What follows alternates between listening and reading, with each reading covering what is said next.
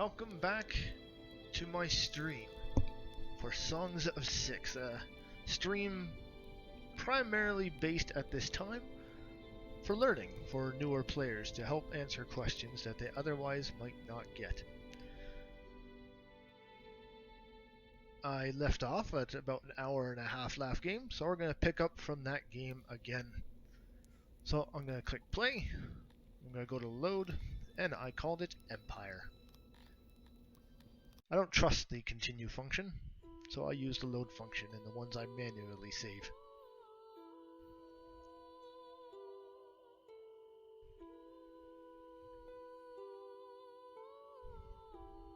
I really do need to watch Waterworld again.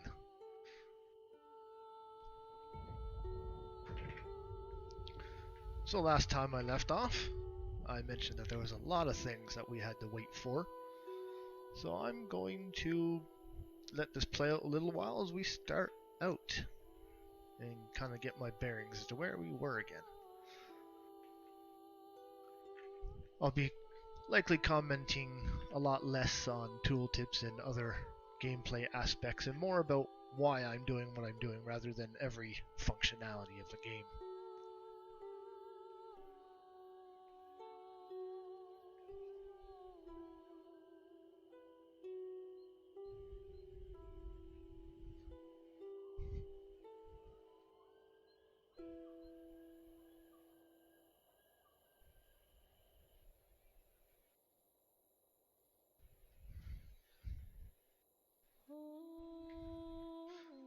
I'm also frequently going to be looking at the Discord to see if anybody have questions in the questions and answers.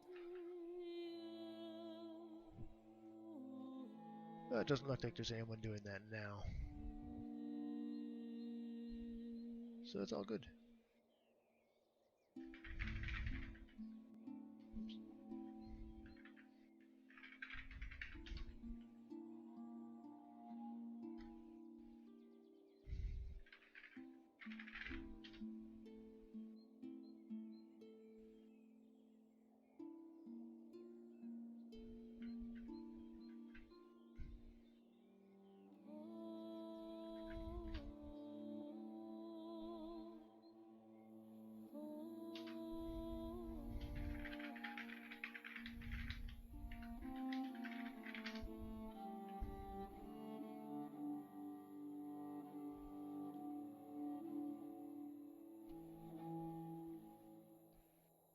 Alright, well now that we've gone a little bit,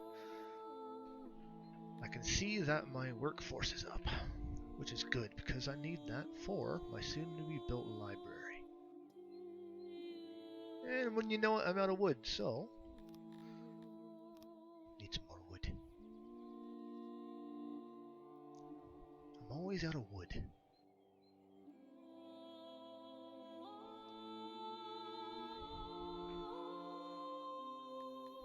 Because I'm always out of wood, I'm going to increase my woodcutter population.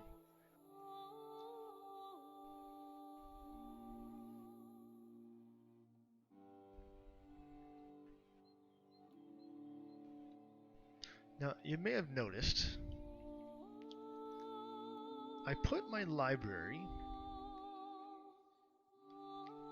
kind of in a strange spot. But there's a reason for that. This library is where I intend to keep it. These housing systems, eventually I'm going to destroy and remove.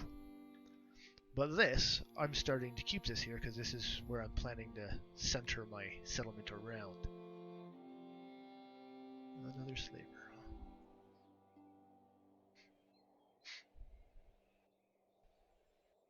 Well, I'm not going to buy any slaves because the slaves that I could buy that wouldn't tank my happiness are, well, they're the race that would tank my happiness. Everyone else is too expensive, so nothing. I'm doing a human center settlement with Dondorians as backup, and my Talapi are going to be my slaves. So I can't buy Dondorian or human slaves, or else their happiness will tank.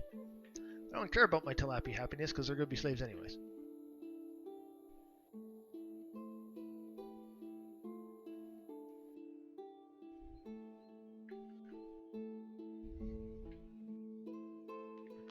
But now I have to think, what kind of settlement do I want? Do I want one based on dread, awe, or harmony?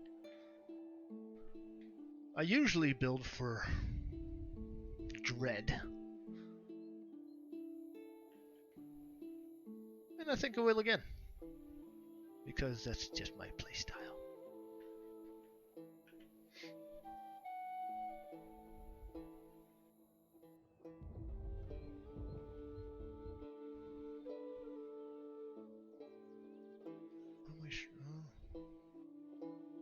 Okay, so now I'm going to have to start thinking seriously about my industry. So I'm going to start building some dread roads.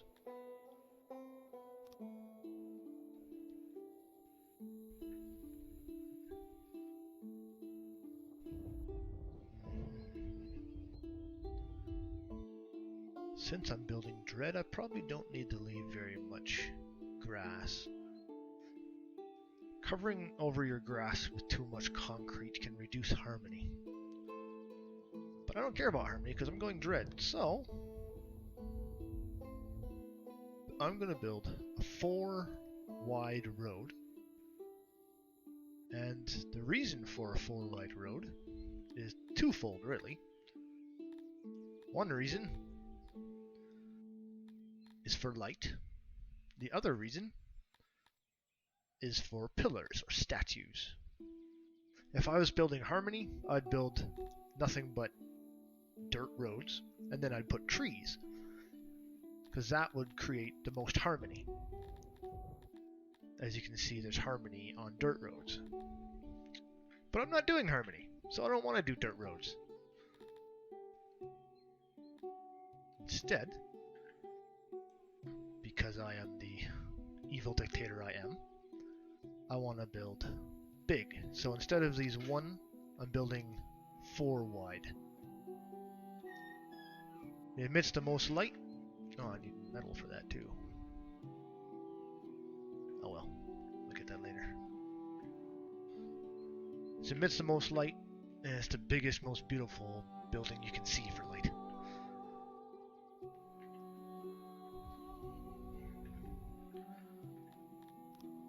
So, I don't want my building to look like a kid playing with blocks. So, let's try to escape this a little. I'm going to put a 1-wide road down here.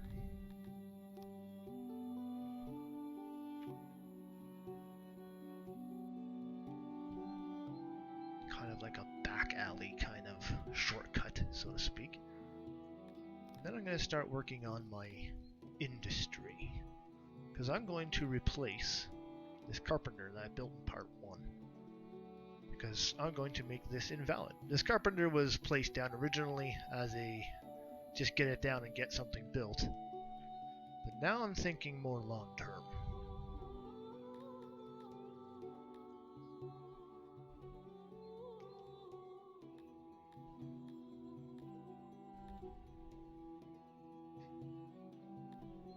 Actually, I'm going to start off with my warehouse. So what I'm going to do, and this is common in most of my structures, is I build a mini warehouse in every one of my industrial structures.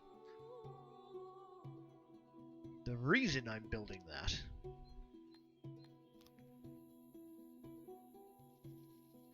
is because when you have a warehouse in with your industry, it's a lot quicker for them to get their resources. So they produce their resources quicker because they're not traveling so far for the warehouse. But also you have your production, your finished product back into that warehouse if you set it up that way.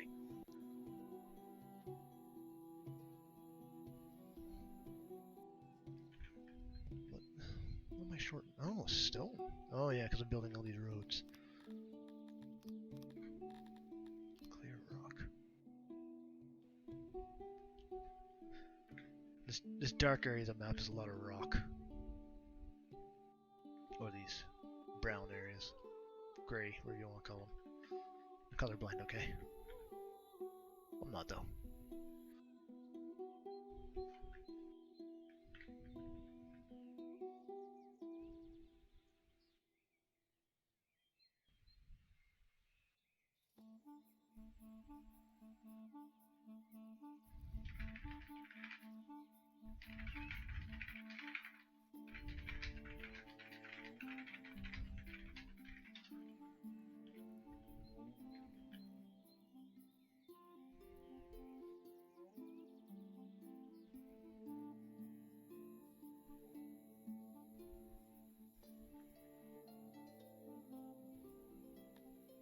There we go, now we got some rocks.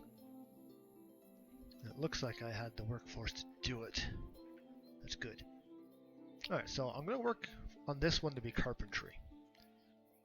Now, this is unlike this warehouse, where I have it automatic, because this is a primary warehouse. This is not a primary warehouse, so I don't want too much manpower to be hitting this. I found that just putting one employee is sufficient, and keeping it at one. That way you have the minimal amount of manpower loss, but also it's about as much as they can handle.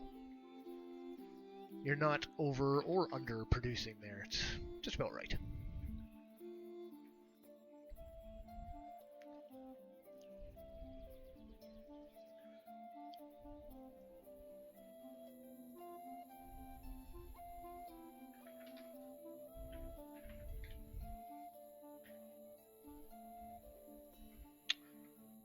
So, as in line with the purpose of this stream, a question has come up on the question and answers of the Discord.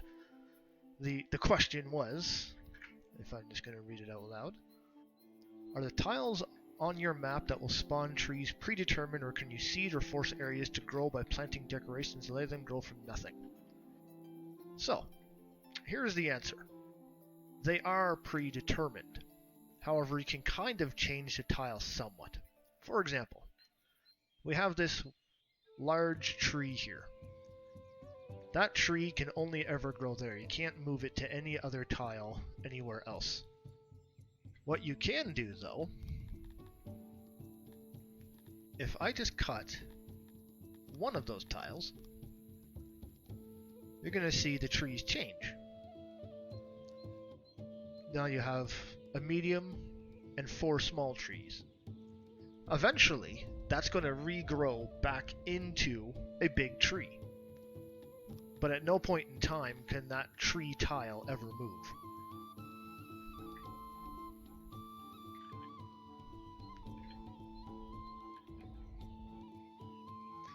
What might be a good suggestion is building your settlement in the open areas, if you want to have a lot of harmony, for example. Build your settlement in the open areas and try to build like I'm building, where you're avoiding as many trees as possible. And we're going to keep an eye on this right here so that we can see it regrow in a few years' time. Now cutting down trees takes a while for them to regrow, so it might take a little time for this to show up big again. But in the meantime, we can start seeing where I previously cut down trees. Now there's new baby trees. And they'll always ever come back up in that spot. If you build over it, you've basically just eliminated a tile. But if you take a map with a lot of forest, it really doesn't matter that much. On the flip side, if you build a woodcutter, woodcutters produce wood for you, but they do not remove trees. These trees will always be there.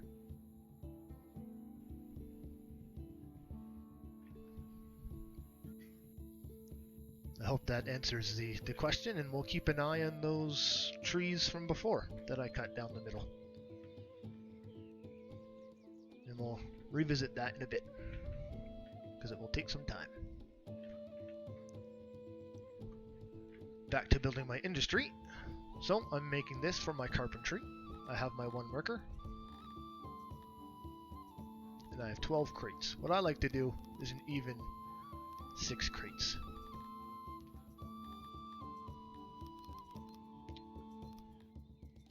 And what I am going to do is I'm going to take the raw resource and click on fetch.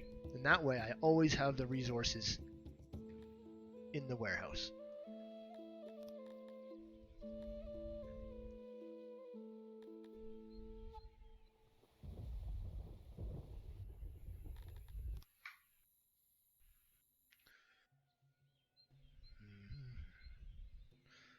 So I want to make this one building so that it's all confined.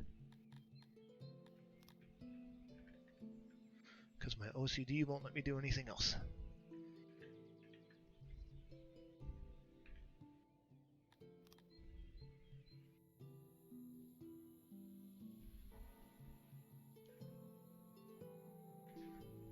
That's not quite doing it. There we go.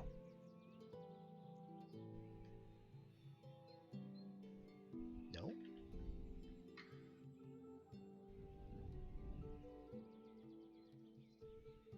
There we go.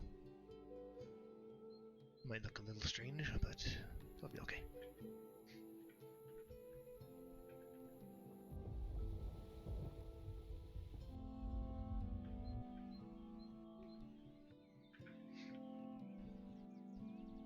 Oh, that works out quite nice, actually. Take my doorway. I'm going to put the doorway right here, and that way it's an easy access to the warehouse. Once they go in the warehouse and take their resources, they just come out here and they put it on the table. Nice and streamlined.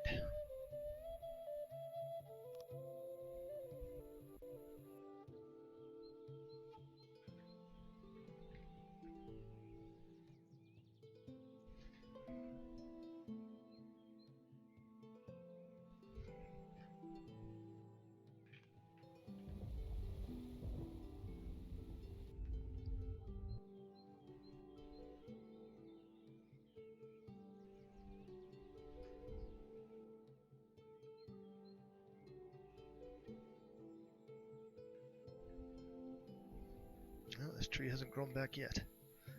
That might take a couple of in-game years. They don't come back very fast. That's one of the downsides of constantly having to cut down trees instead of building a woodcutter is if you're big enough, you might run out of trees if you don't have a forest map.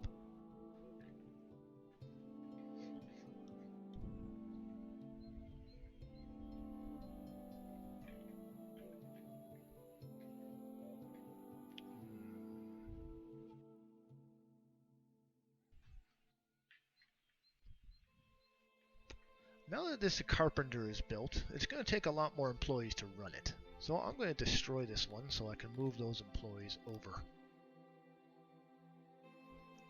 And start clearing up some of my old base so I can rebuild better into it.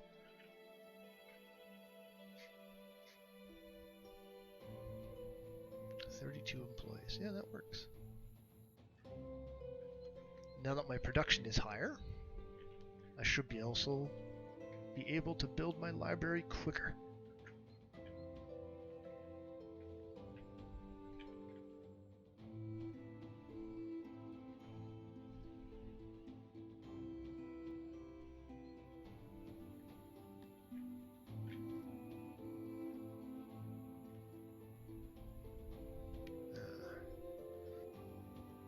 I might have to cut down some more trees, actually.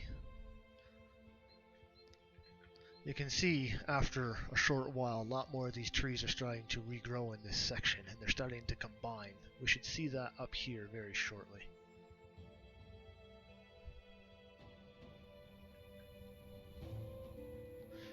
For those interested in mods, I'm not sure if it's still running right now because of all the patch changes, but there was a mod that added a tree farm. But that's not in the base game, and it's a fairly old mod, so it may not work on current versions. But if you're interested, you can always go take a peek at it. But I'm only going to play with the vanilla game not in developer mode, so that we can get a true feel of how things are. Alright, so I'm going to cut down some more trees.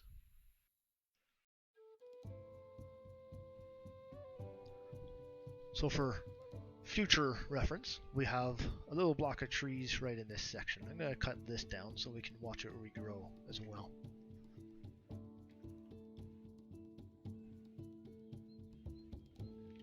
I'm also going to increase the workers in my woodcutter because I'm running into a lot of problems.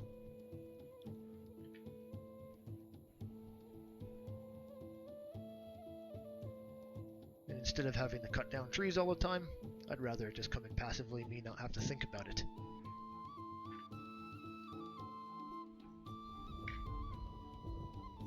Oh, good. They've made the furniture. So now you can see. I'm going to slow it down a little bit so we can see what's going on. Our worker here just put some logs into the warehouse. And let's see what this guy does. No? Okay. So that was an odd jobber putting more logs into there. What I want you to see is a worker picking it up and bringing it to a table. Like they just did right here. If you were following that guy. He picked it up from there, brought it there. Instead of having to walk all the way over here, picking it up, and all the way back, he just walked in, picked it up, and went right to his station. It makes it much more streamlined. And then once they're done, as you saw, this guy just put the oh, that's wood.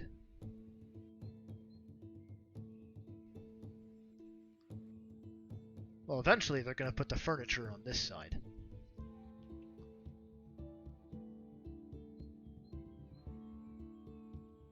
Oh. Yep, there you go. This dude right here just did that. Right here.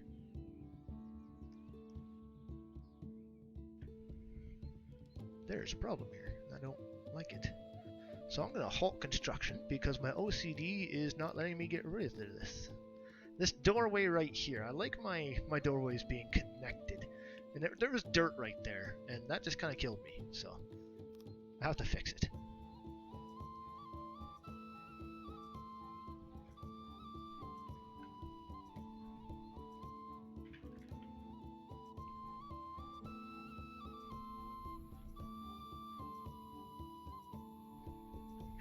I'm going to speed this back up because I think we got the idea. Now that I'm starting to get money, on my first video, I told you what I set up to make money with the leather, grain, and meat. But now that I got some money, I think I'm going to import some metal because I need metal. So I'm going to do something that is a direct source of purchasing. I could set up metal on this import depot and it will do it automatically. But I don't have the money to sustain constant imports of metal at this time. So what I'm going to do, I'm going to click... Oh, that's the wrong button. Where is it? Am I getting senile? I'm probably getting senile. I'm totally getting senile. Oh, never mind. So you click on the goods section here. That tells you what you store, produce, and you earn from all of the goods in the game. A lot of this is zero because I'm not dealing in them yet. But what you do is you click on this button over here, special orders. I'm looking for metal. Where's the metal? Down here. And then a new window pops up. Right now, I have it set to the cheapest. You can click the closest, but as you can see the price went up, but you'll get your order quicker. If you click on cheapest, it'll look around the entire map and find whatever the cheapest metal is. And usually it takes quite a bit longer for the metal to reach your city in that point. So I'm going to buy the max that I have storage for if I can. So 244. Ooh, that's quite a bit. Or 255, my bad.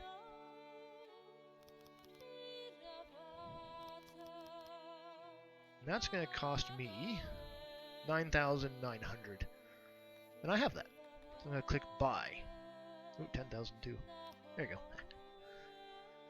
Now, you see, it says inbound, and you can see I don't actually have it yet. That might take a few months of in-game time. Not very much time for us, but it'll take a little bit for it to actually arrive. It took away the money, and I don't have the resource, but I'll have it. Normally, they put the resources right by your throne. Oh, good. And as we showed at the beginning, or closer to the beginning, when I cut this one tree, now it's one great big tree again. As seen. And this area I cut down is still cut down. But this area has regrown into a bunch of trees.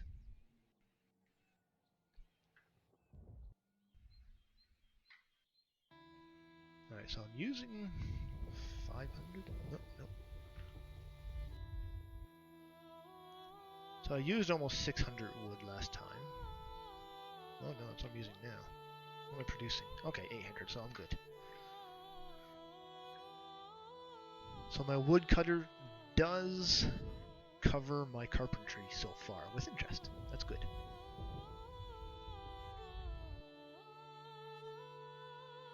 Alright, so it looks like my metal came, but I missed it. Because I have it 250 times speed. That's okay. I got my metal. And it's already being used to build this beautiful torch. Fire. Anyways.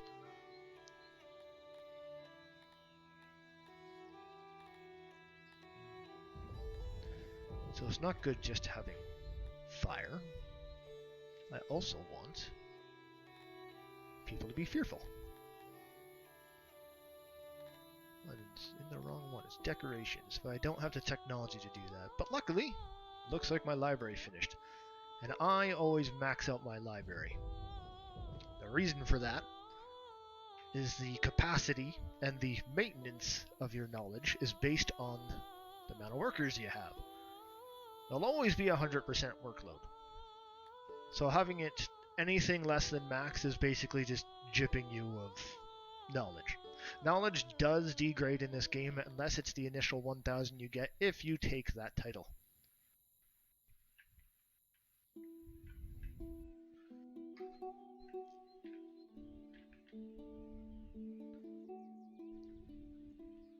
So I'm storing 1,500. So I'm actually going to stop storing from there.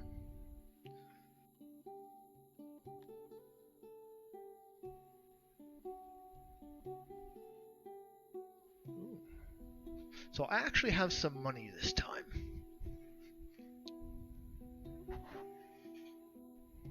I don't want Kryptonians, because the races I have don't like them. I don't want Garthemi, for the same reason. But I can't buy a human, Dondorian, or Cantor slave unless I want their happiness to have a hit. I'm not too happy about Talapi being that expensive, but I'm gonna buy a couple slaves. Maybe 10.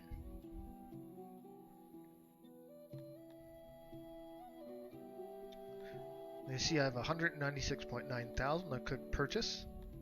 I have 153.3. Now what's gonna happen with this is down here you can see the blue dots. They're gonna come in like they were immigrating citizens. As you can see, swearing fealty, but they're a slave. So they come in as immigrated citizens. However, instead of being citizens, they're slaves.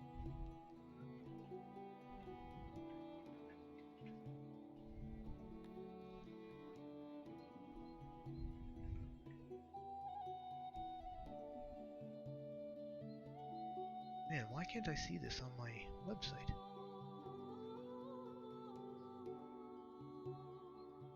Okay, so it seems that for some reason my chat's not going up on my stream here, so I'm gonna have to come out a little more often.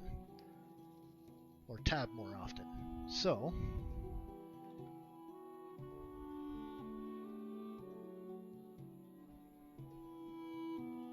yeah, my loyalties not so good, but I'm not too worried because of the amount of people I have.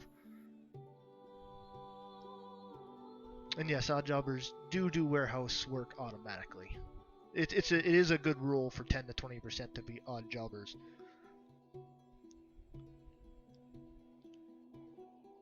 And for the log question,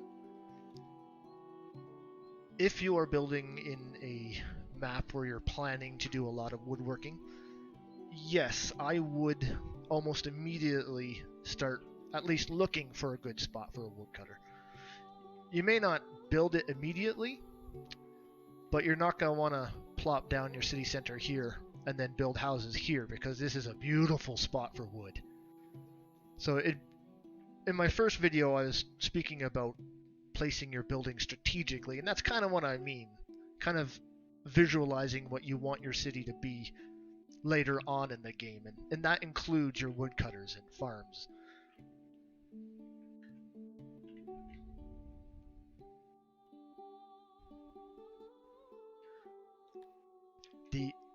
When you're scrolled out, or even in, the thicker, the better. You have to account somewhat for putting down the crates to make it more efficient, but you can do that with 1 craters. So when it comes to wood, the thicker the better. And what that does is it doesn't increase this production number much, but increases the amount of employees you can put in it. Hence, in effect, making that plot of land more efficient.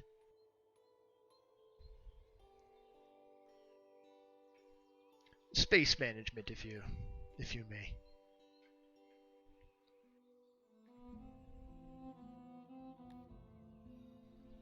In fact, I should start looking for another place to put my woodcutter. Or another woodcutter. So now that I'm starting to get a few good furniture, let's see if my wood's keeping up. So I consumed 1,000 wood last year making furniture. And I produced 1,500, so that's good. That means I don't have to worry about it at this time. Instead, I'm going to build another export depot.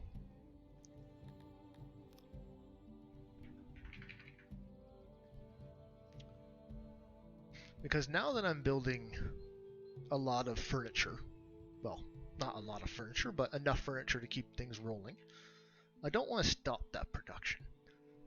Instead, I'm purposely overproducing, and I'm going to sell it. So I'm going to click that and sell anything over 50% of my stock. Now the reason I choose 50% is because, like everything else, furniture degrades over time. I think the only thing that doesn't degrade is jewelry. Possibly some ore. You can see if it degrades or not by hovering over this, and the second line says spoil rate. So let's see if I can find one that... Okay, so gems don't degrade. So once you get a gem, you have it forever, unless it's stolen or used. And jewelry, oh, spoils at 1%. So it'd take 100 years for your jewelry to degrade. So you don't really have to worry about that. But furniture, for example, spoils at 25% a year. So every 4 years, your furniture will go boom. So rather than having all my furniture go boom, I'd rather sell it and get money so I can buy other things that I might need, or hire mercenaries to kill people.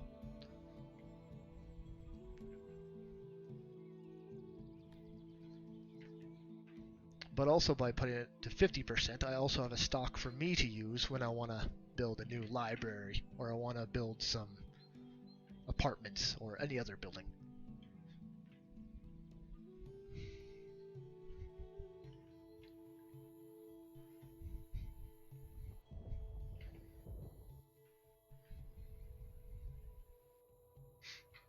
Alright, so my workers are scaring me right now, because I have so little of them.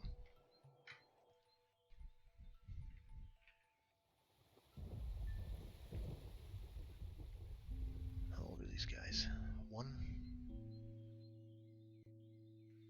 I must have just had a... Yeah, I just had a load come in. 1. So, as was previously mentioned in another comment, my happiness is low. I'm not too concerned about it. All that really does right now is reduce their immigration. But I'm relying primarily on nurseries to increase my population, so I'm not too concerned. However, it looks like my law is starting to take a bit of a hit. I have an 18.4% crime rate. So what I'm going to have to do is start looking at law. I don't have any of that technology undone, but luckily I've been saving some and I've been producing technology. So let's see what I can do about my law issue.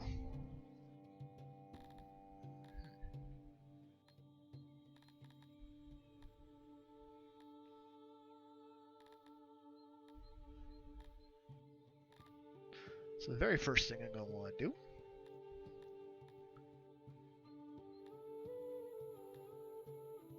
so you need a guard post. The guard posts are basically your policemen. They go around and they pick up criminals and such. Where's the prison?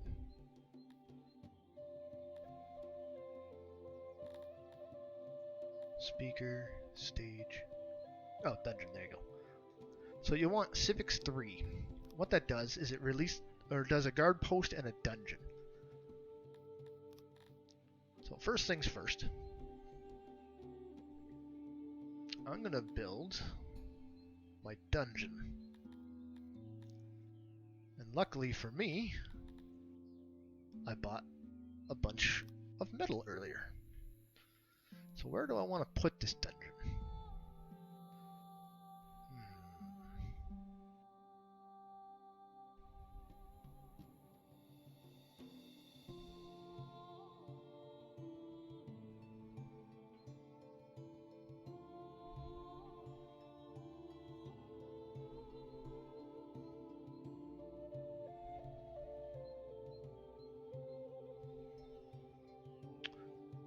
I'm gonna put my dungeon down here somewhere.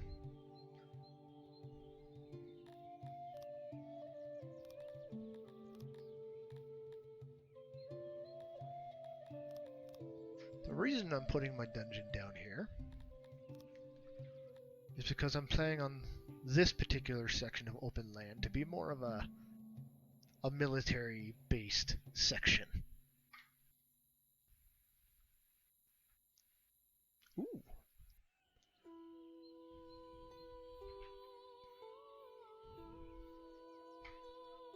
So 48 prisoners is plenty right now.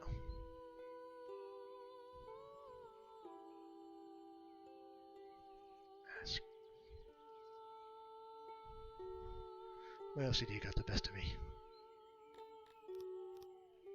So I'm going to put 2 doors at the top here. I'm not going to put any doors down here, because I'm going to put a slave pit right here in the near future, once I unlock that. But for now, a dungeon doesn't do me any good unless I have guards to put people in there. So I'm going to build a guard post. And only 1 guard post, so this is more of a temporary one, but I'm going to put this right where our trading is.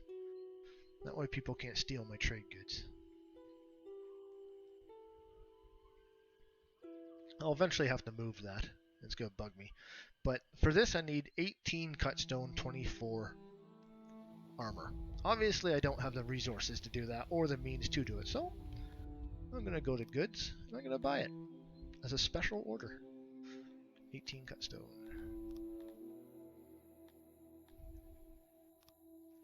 Can I just type this now? I'm gonna buy a little more in case for some reason it degrades. And 24 armor, so I'll buy 25.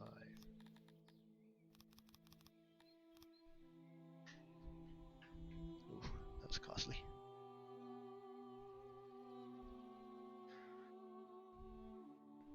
Let's see how long it takes for that to come in.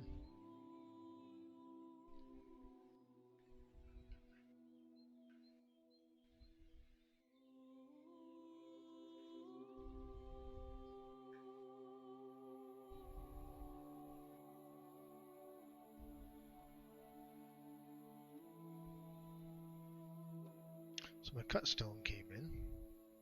It's not my armory yet. Keep in mind I'm at 250% speed, so if you're at a different speed, it's going to take a lot longer.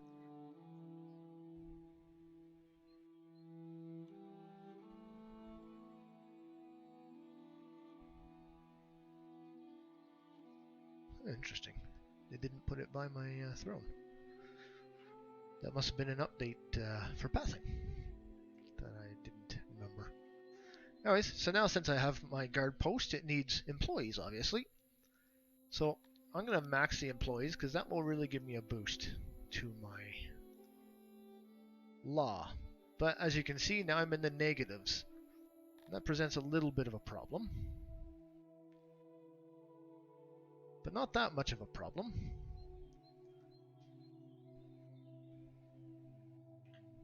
Soon, anyways. But I have to make sure that my nurseries don't drop because, oh no. They all came from there. So here's what I'm going to do. I'm going to temporarily murder my woodcutter population because it's more important to have the workers in the nursery than it has for wood. Because if a baby dies, you have a massive hit to your happiness. And you don't want that. And as you can see, my law section here, there's already a number 2. It means I have 2 prisoners. Which means 2 people have committed crimes since I built this. That have been caught anyways. So I'm going to open this, and it's a tilapia and a human that have committed crimes. Right now I don't have any other ways to process them other than just time, so I just got to leave them there until they're done. And you can see the crime rate is starting to lower.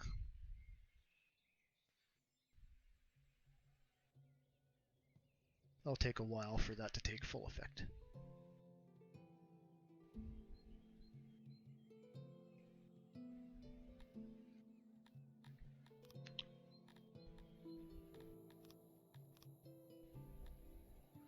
Meanwhile, I am actually going to take Civics 4 so that I can start enslaving.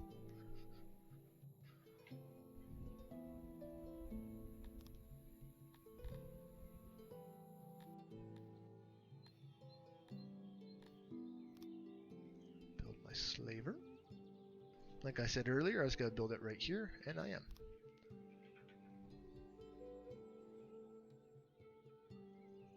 Ah, perfect.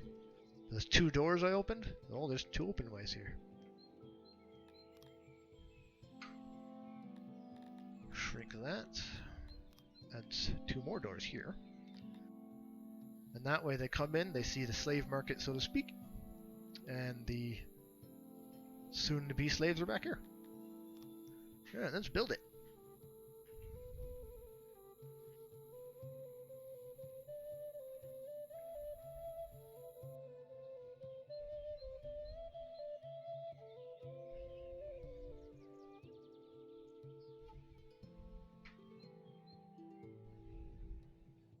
Now that I'm about to have a bunch of slaves, now I have to think about happiness for my other citizens.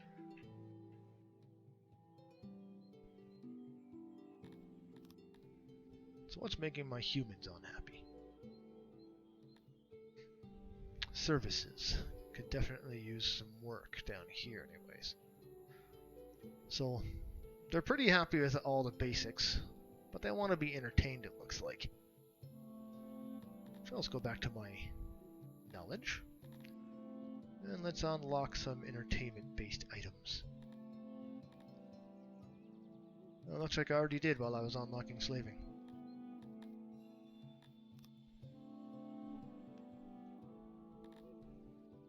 So what I'm going to do,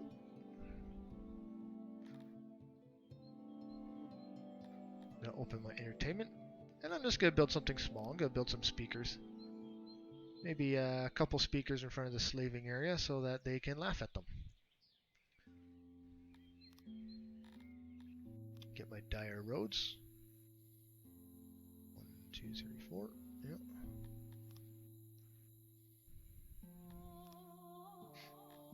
Torch. Double that up.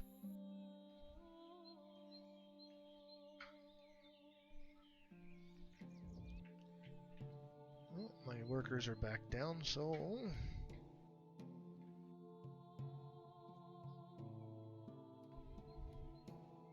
My wood's still good, so I'm just gonna kill this for now completely. Actually, I'm gonna max that and just click deactivate.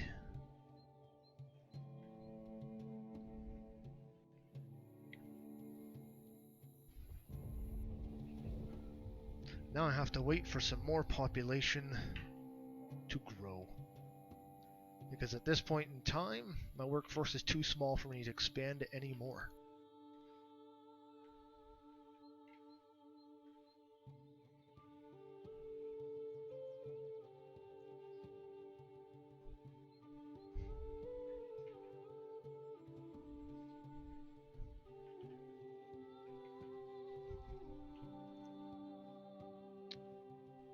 It looked graded for a second, but it disappeared. My janitors must be doing their job. Oh yeah, that's definitely degrading there.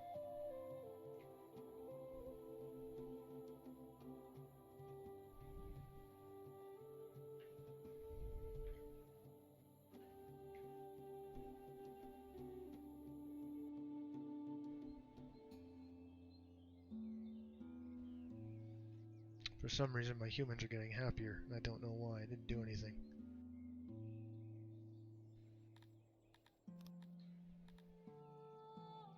So their happiness is going up. Oh, their environment is going up, that's white. So those lights I've been building is actually working towards their happiness.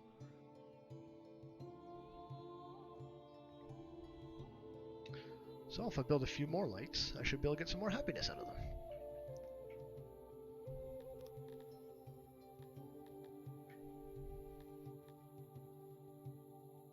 And in doing so, I should be able to get some more immigrants, or more workforce, however you want to see it.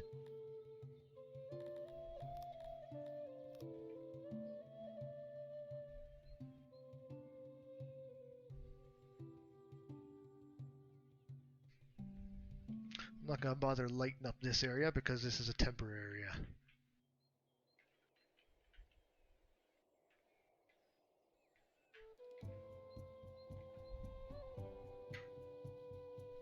Oh, I see. That might help. So I've noticed my fruit is maxed, and I have fruit wasting on the ground. What that tells me is I'm vastly overproducing, so I'm going to destroy 2 of my farms here.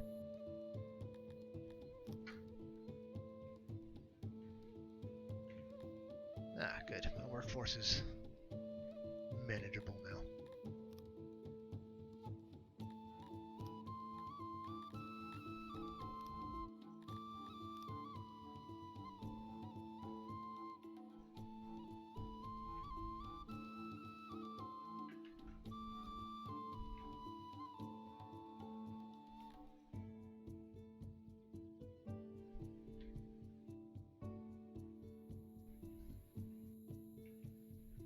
Now, as we were watching these trees before, that little circle just over here, as you can see, it's regrowing right in the same spot.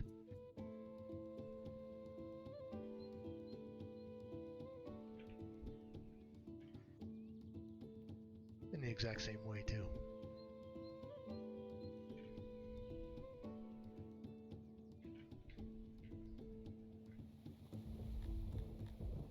Ooh, my human happiness really went up.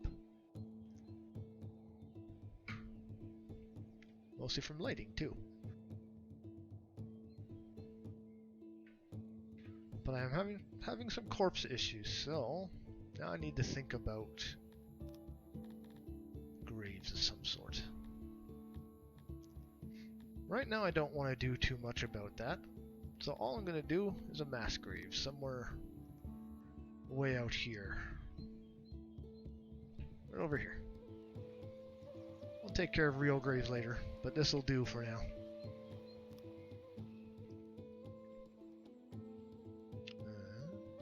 I'm surprised someone actually started working on that. They're my 2 odd jobbers.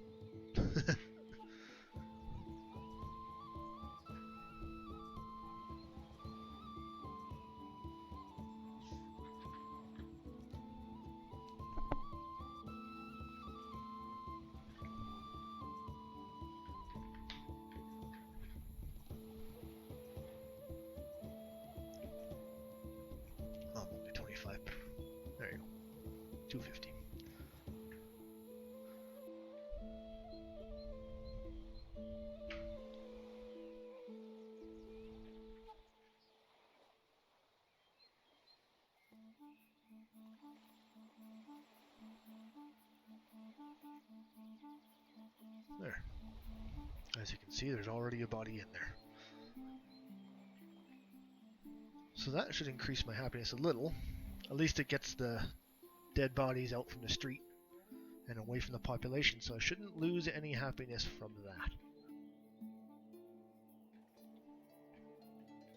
Yeah, see, the corpses is back to full. Now, you can get happiness from having proper burial areas, but if you don't want to build one yet, this just gets the body out of the way, because there's unhappiness from a body laying in the street, as you might imagine. How old are these guys? 2.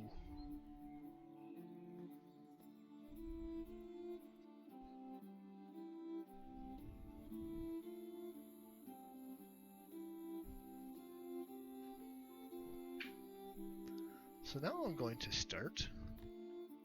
I have 12 prisoners, and 5 of them are Talapi. I'm going to start enslavement 100%.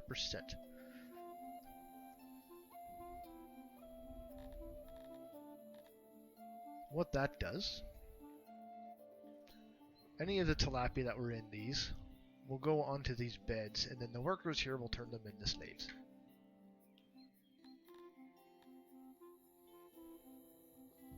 It's going to give me a hit to the Talapi happiness, but eventually I'm going to enslave their entire race, so it doesn't matter to me.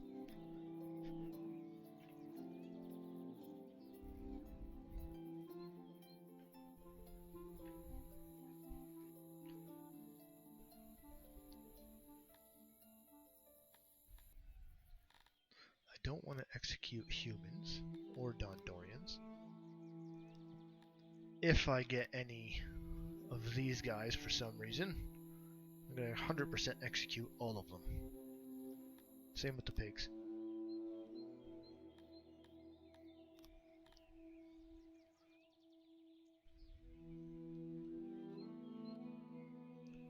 And by making that change, I managed to get a bigger workforce, because the people in the prison are gone. When they're in the prison, they don't count towards the workforce.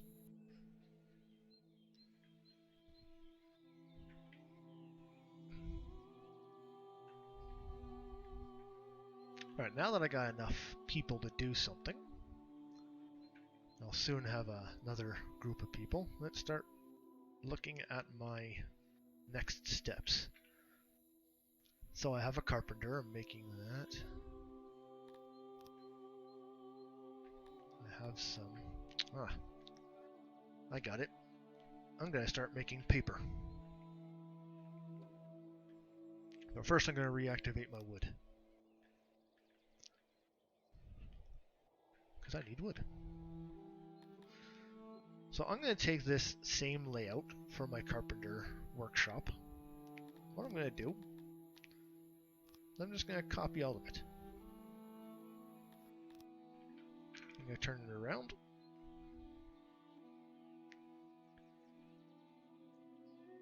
And then immediately I'm going to destroy this carpentry.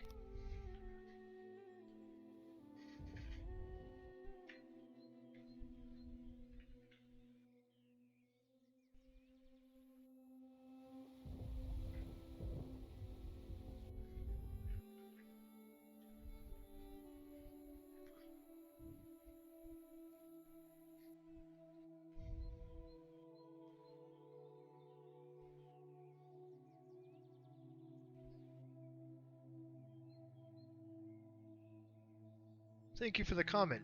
I don't know how to say your name, but thank you.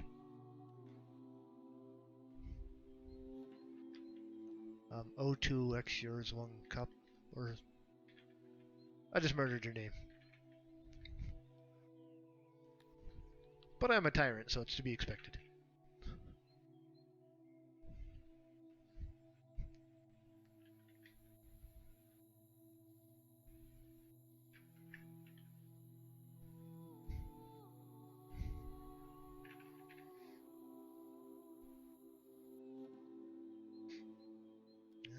There's no questions in Discord right now, so back to the game.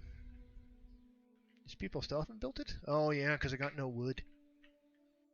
Well, how'd I get so many workers?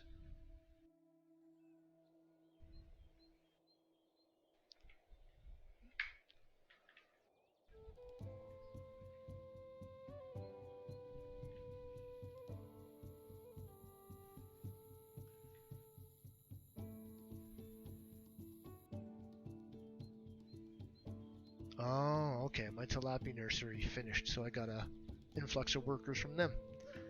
That explains why their population is a lot higher now, too. Okay, so now that I got all the wood I need, you'll notice that there's, in this warehouse, it has the exact same settings, because I copied it. But this one is going to be for paper. I know that it already uses wood, so I'm just going to take out the furniture, I'm going to leave the wood on fetch, and I'm going to replace this with paper.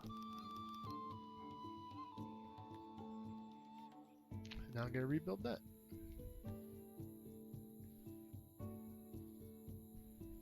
The reason I canceled the construction as this carpentry is because if I left it, they'd make another carpenter. I don't want that. Oh, I need some technology to unlock paper making. Done.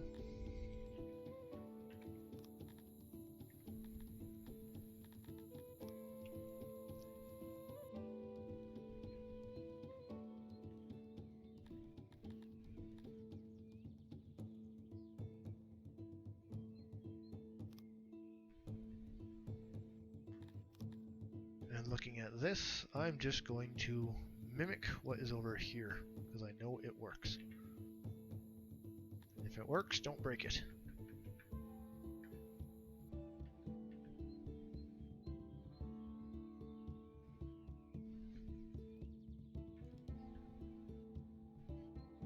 Ooh, I need 177 metal. Do I have that? No, I have 82.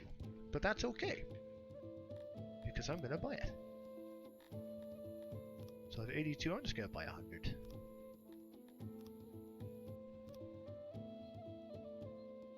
Because I also need this metal to maintain the building.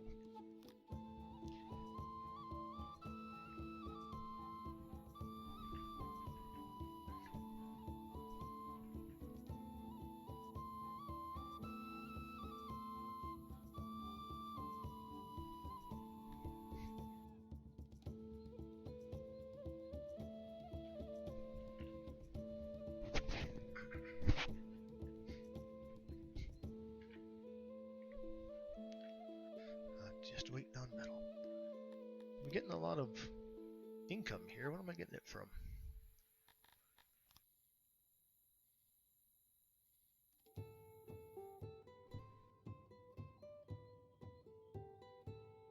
So my primary income seems to be from leather right now. That's not going to maintain, so I have to quickly find another market before all of my animals die.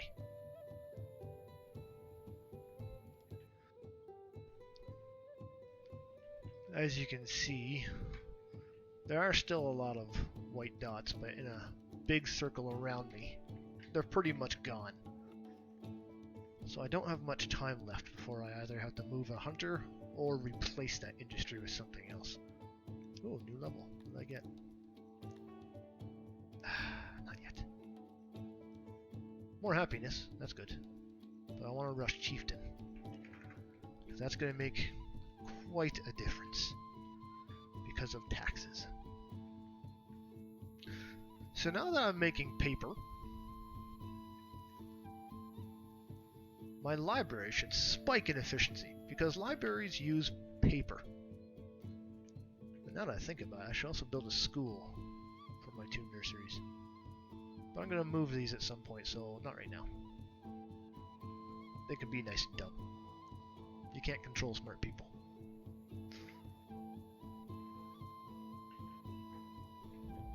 But now,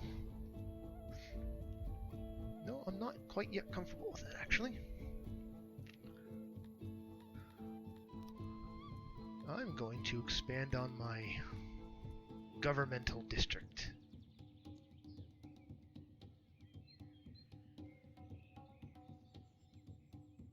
No, only want 4.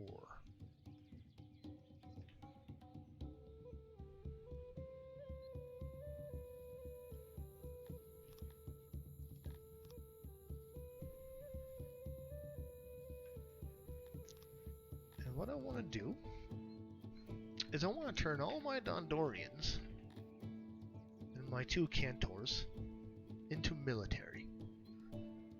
That way, if I have a rising, or rebellion, or whatever you want to call it, I can crush it. So military, and for some reason in this game I find archery is nice and all, but it just doesn't hold a candle to good old-fashioned strong arm weaponry.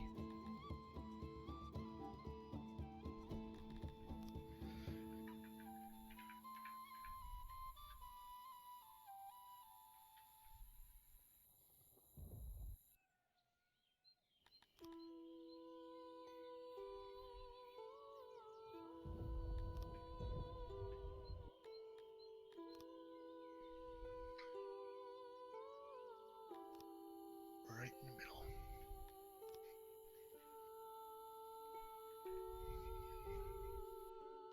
You may notice I'm building a lot of my structures in a very square-like format. And this comes with building strategically. Different races like different shapes of buildings. Let's see if I can find it here.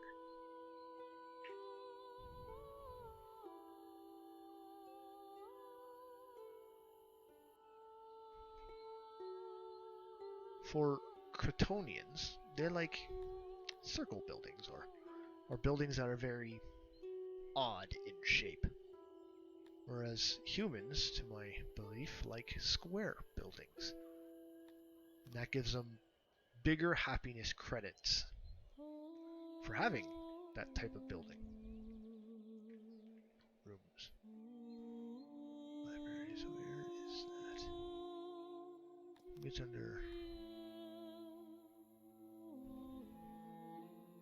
There's so much information, it's hard to find these sometimes.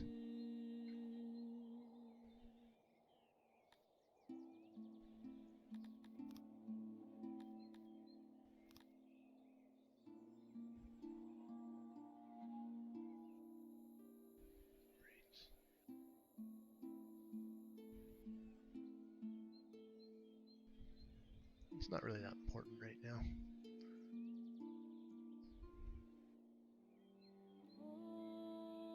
So I'm not going to waste too much time looking at it. I'll find it some other day. Unless it's in here.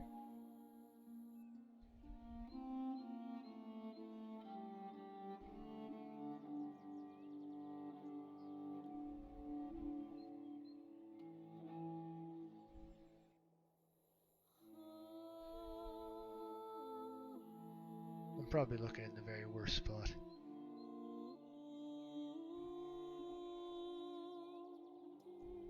Oh, of course. Of course. You know what? I have some slaves already. I have 20 of them. And I kind of don't want to spend a lot, so I'm not going to buy them. Yeah, I was looking in the wrong spot completely. So humans, they actually don't care what size their buildings are. They can be square or round, it doesn't matter. Whereas you see Crotonians, they actually have a bar here, whereas humans don't. But Dondorians, my primary fighting force, do like square buildings. So I'd rather keep them happy than Talapi, who like round buildings, just like Crotonians. But they're slaves anyway, so it don't matter. So now that I have a military, I don't want humans being in my military yet. There's a better use for my forces. So first off, I'm going to get my Cantors.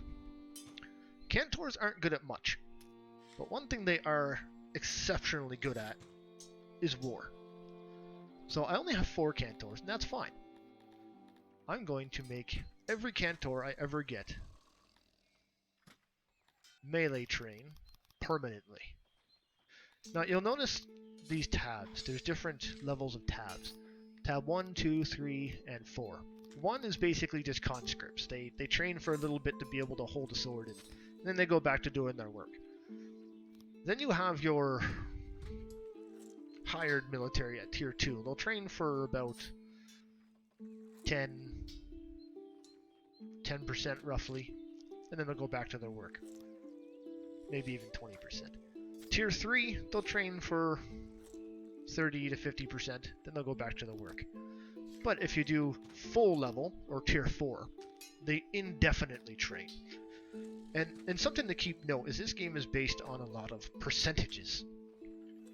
So while you may think 100% is the top, in fact it's not. It's not uncommon for long-living races, such as Cantors who live forever, to have 300-400% in their skill. And what that does is if they have a base damage of 10, they'll get 200%, and then they'll have a base damage of 20. No, that'll be base damage of 30 actually. So if you're gonna max train anybody, only max train people who you want to be permanently military and basically be war gods. But now I'm going to train my Cantors to max, and I'm going to take all of my Dondorians and then make them conscripts for now. And Dondorians are a bit tougher in war than humans, so that's why I'm doing Cantors and Dondorians.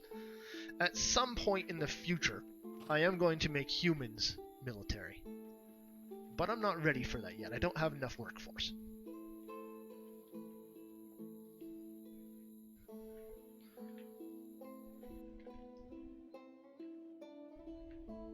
And as you can see, they're out here training now. You'll always see these Cantors in here, but you won't always see these Dondorians. Just verify if they aren't Dondorians. Yeah.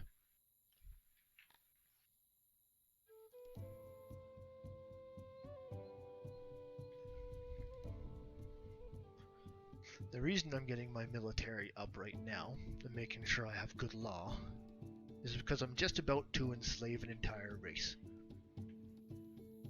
So I have to prepare for it in case things go sour.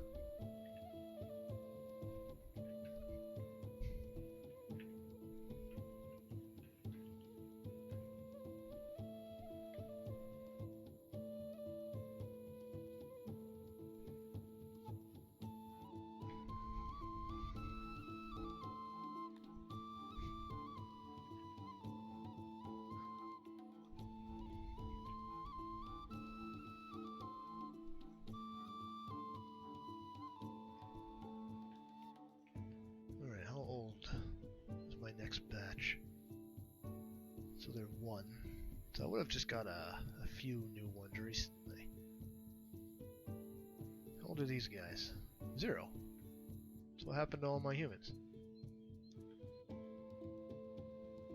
Did I just...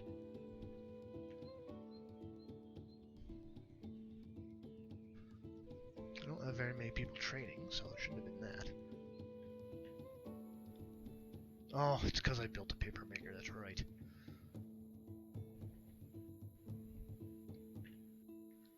But as you can see, since I built a paper maker, my knowledge is absolutely skyrocketed. So I'm going to take advantage of this. Now I'm going to make my knowledge worth more. Believe it or not, if you increase your knowledge, research, i.e. these libraries, they just create more research for the sake of it.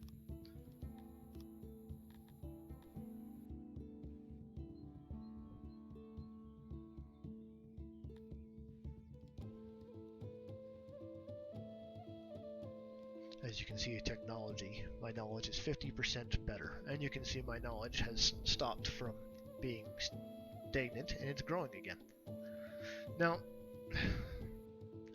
very early on, this may not be the best investment for your knowledge, but when you have multiple libraries, then the effect is additive. So the more libraries you have, the better it will be. Or I guess that'd be multiplicative, wouldn't it?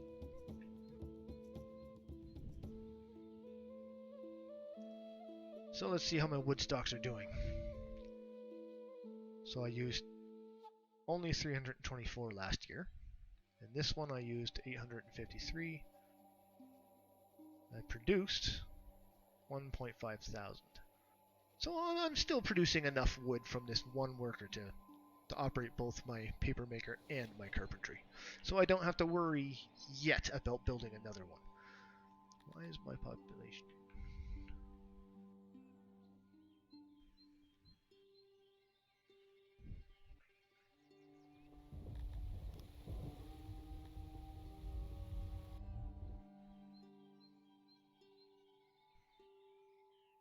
Ooh, no, that's not good.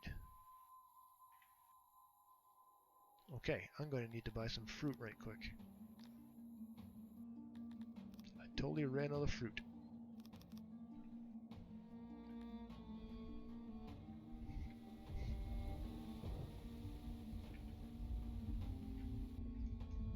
So now that I got some workers back, I'm going to rebuild some of my fruit farms because it seems that I am not just overproducing, I'm underproducing now.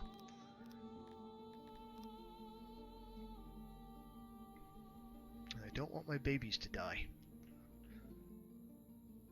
because that would almost guaranteed give me a riot. And at this point in time, with an untrained military, I cannot afford a riot. That would probably mean a new game for me.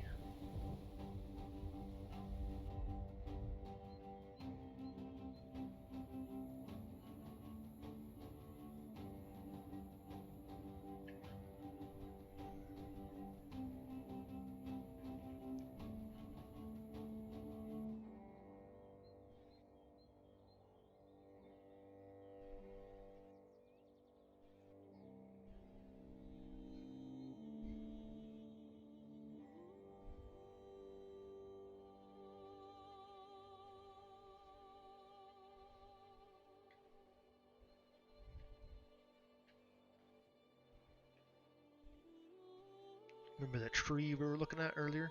I built over it and now it's gone forever. Good old industry. Destroying the environment, one tree at a time. It's a shame this game doesn't have oil. I'd have so many oil fields.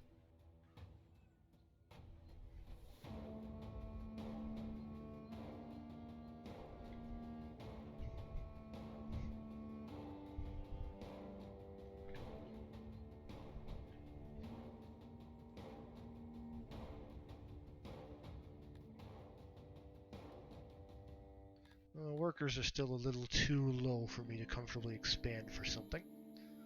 So let's see what is causing the issues that's not expanding me. Do I not have enough nurseries?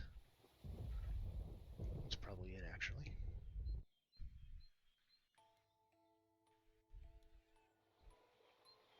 I don't have a lot of deaths.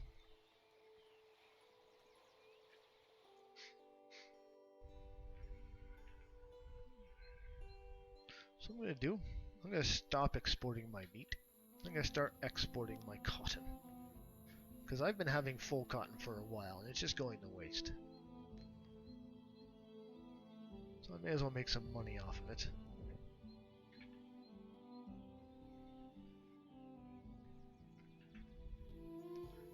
I'm also going to want to start, if I can get the leverage, selling paper, but I don't think I make enough paper to do that.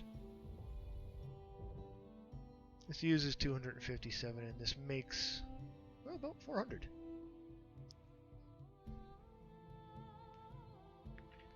But that's not enough income to really make a primary industry. But what I will do...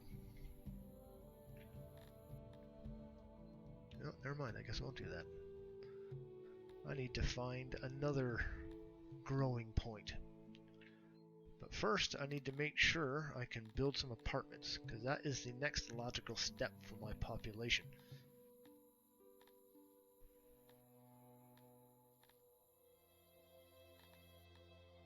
And I can. But what I need is fabric. So I'm just going to take a look at this. If I was to import cotton, it would cost me 37. If I was to export fabric, I can only export 12. What if I was to import fabric? 41.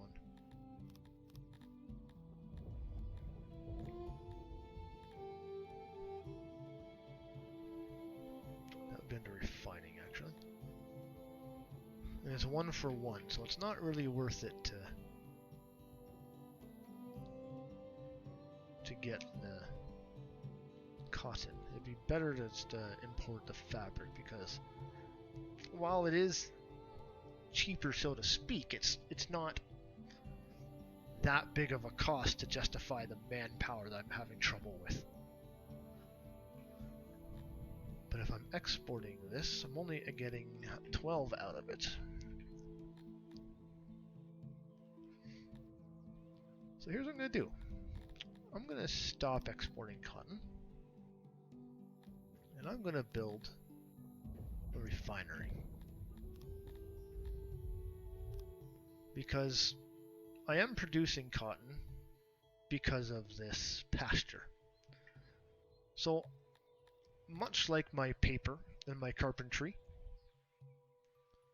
I am going to first create the cotton for myself, and then I'll sell excess. 1, 2, 3, 4.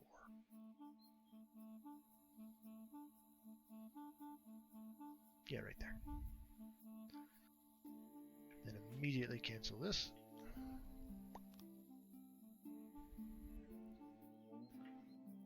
What that's also going to mean is that I'm going to need to build another pasture in the very near future so that I can get that cotton. But also, I'm going to look at my world map. I'm built in Moats.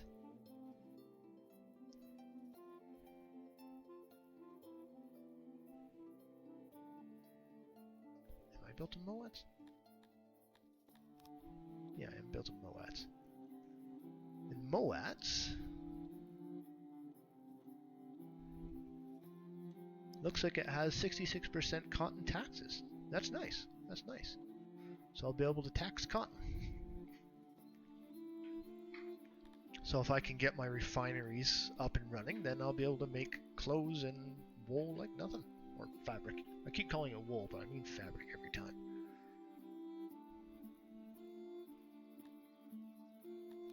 So work, refining, weaver.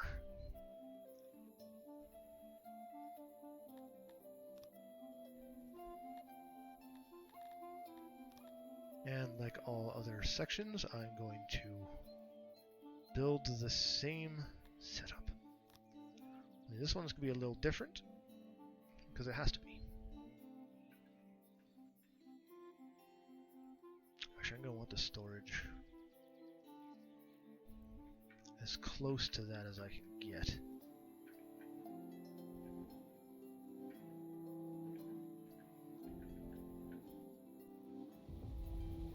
There. That way the storage for the weaver is right beside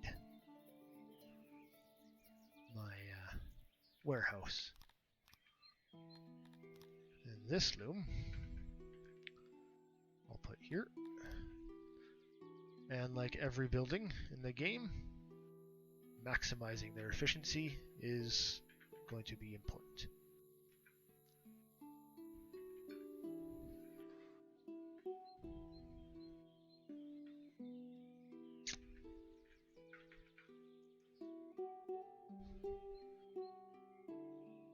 There. They should still have a fair bit of room to move around and have access to everything. Now, I'm going to have to watch this. Actually, no, I won't have to watch that very much. Here's what I'm going to do. I'm going to destroy this loom. And if I built it like I was going to, then there might have been pathing issues where people might have gotten stuck. I'm going to put a little room here so that they won't have those pathing issues. Or at least minimize the pathing issues. So I need 94 metal. Do I have 94 metal? No, I don't have any metal, so I'm going to have to buy it. So if you left click on here, it'll just bring you right to it in this section here. So I'm just going to buy another 100 metal.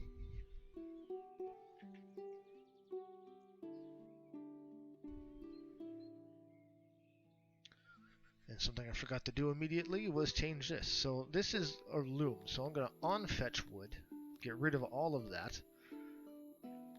And so I need cotton, so 6 for cotton, fetch that. And then I'm doing fabric, so I'll just max the fabric out. There.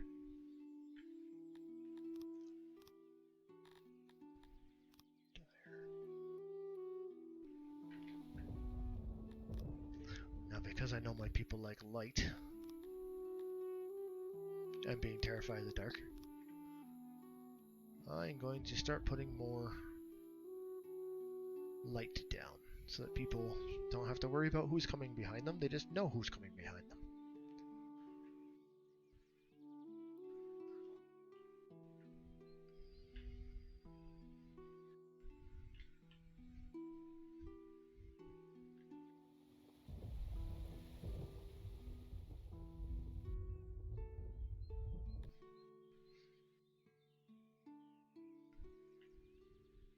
Oh, these also need metal. I didn't order enough metal then. So I'm going to order another 100 because I need it for maintenance as well.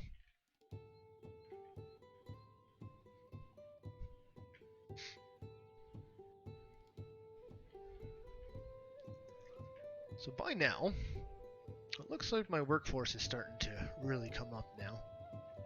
Probably because of babies. Yeah, it looks like it was babies. So my nurseries are doing me a solid here. I'm going to have to build some more nurseries soon if I want to grow much bigger. But now I have room to expand, i.e. the construction here. And that's going to go towards building apartments, which is going to make my people happier and attract more immigrants.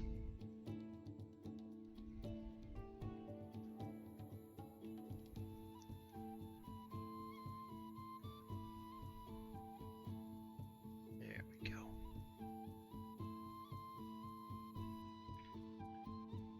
I'm also going to copy my ox pasture. You see, I have 202 livestock. Normally I could sell that, but luckily I didn't.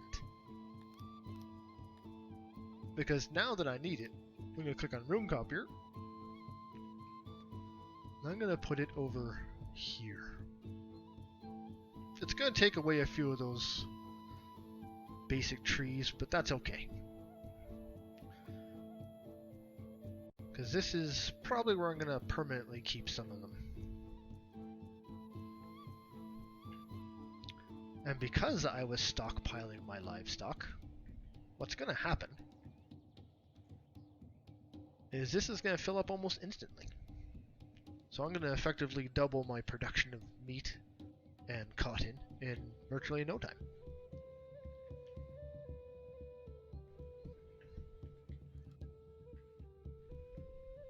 Oh, there's a lot of workers in there. But now that I'm producing that, I'm going to take away the raw resources for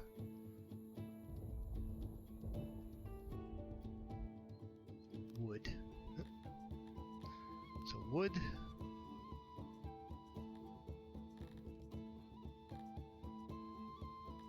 And cotton.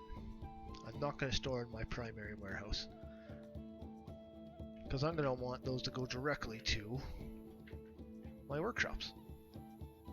Eventually I'm going to set up a trade district, but not yet. I'm not ready for that yet. It requires too much manpower and a good amount of wealth.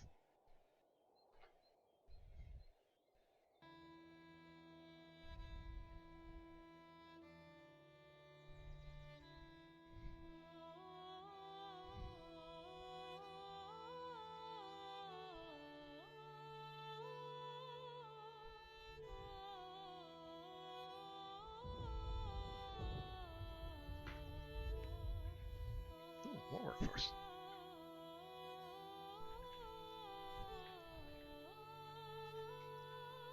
So now it looks like my Talapi are about to revolt against me.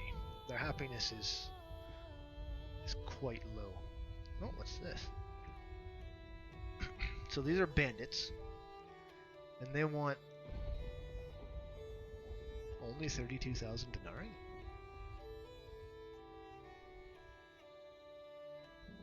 You know what? Screw those guys. I'm gonna kill them. I'm gonna deny them, and they're gonna get pissed off. And that's okay. Because I have enough money to hire some mercenaries. And I'm gonna kill them all. But that's hardly my concern right now. My concern right now is the fact I'm probably about to have a riot from Talapi. So before that happens... So I have 12 out of 48. That's good. Well, my workers are all going down. Oh, because this just filled up. So I'm going to have to deactivate this for now. And I'm going to do something transitionarily risky. This is how you enslave an entire race. There's an item called prosecute here. What that does, you're going to see very shortly, anybody of that race is put in jail. As you can see, my workforce is starting to die, and my slave processing, I'm going to slow it down a little, they're getting put on the beds, like such, and they're made a slave almost immediately because, well, I have my enslavement set to 100%. So if they're put into here, they will become a slave. So mixing that with prosecution, I've basically just enslaved an entire race. And you can see their population here is drastically lowering, but my slave count is drastically increasing.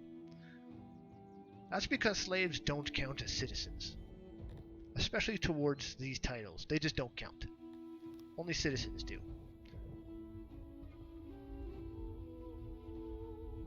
So, these aren't the Talapi.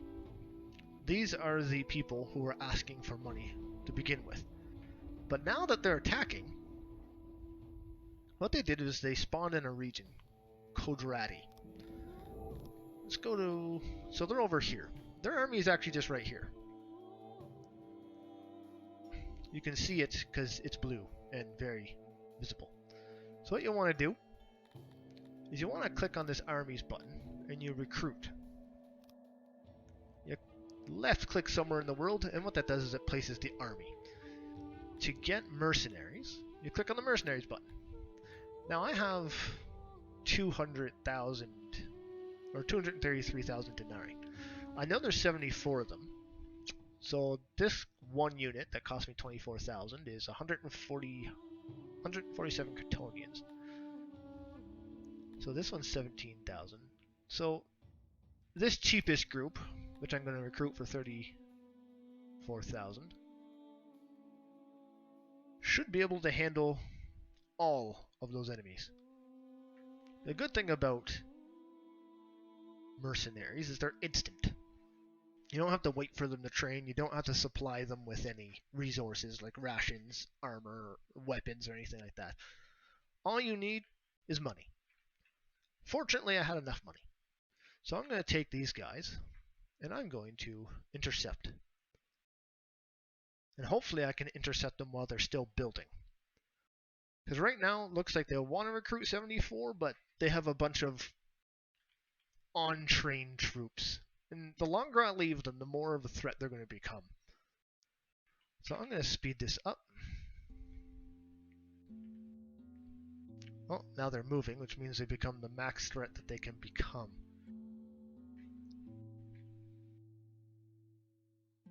But, once again, they're about half the size of my mercenaries. So I can either choose... You know what? I was going to auto-resolve it, but I think I'm going to engage. Just because I want to. Now this works kind of like Total War. You can choose to fight the battle manually, or you can auto-calculate, or you can even run away. But I'm going to fight this manually. So I have my troops who are all right here, and the enemy troops who are all right here. Because I outnumber them, there's no way they can survive this. I'm going to just obliterate them.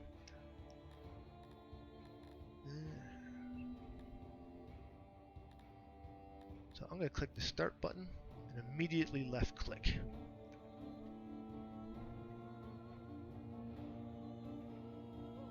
Or is it right click? Oh, that's right. It's left click. Alright. They're just being dumb.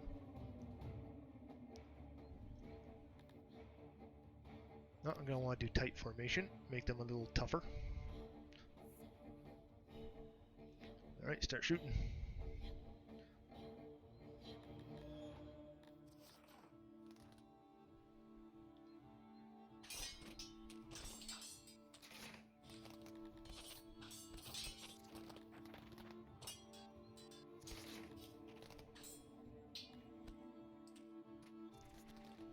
You can see a lot of the enemies are starting to rout. That unit either has a very bad race, they're very untrained, or I just killed so many people in that unit that they're just running for their lives. And I have victory. That was easy.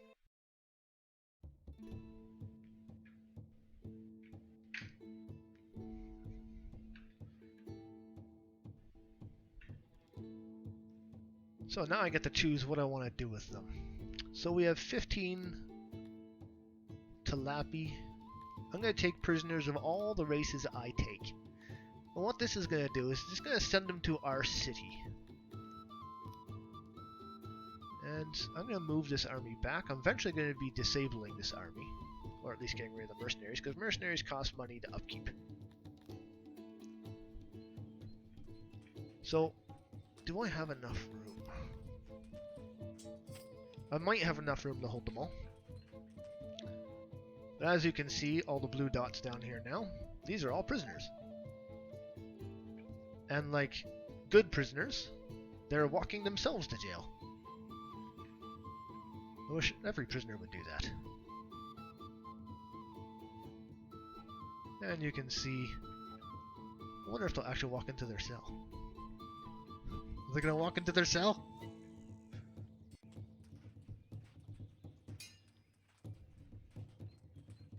No! They're walking out to the slave bench! Oh, this one's walking into a cell. There you go. So this one just must have been a masochist. And the rest just kind of walk into the slave, or the prisons. Now, here's something to note. If you don't have enough prison sections, they'll come here, and then they'll leave. Oh, I guess you're going to see that very shortly.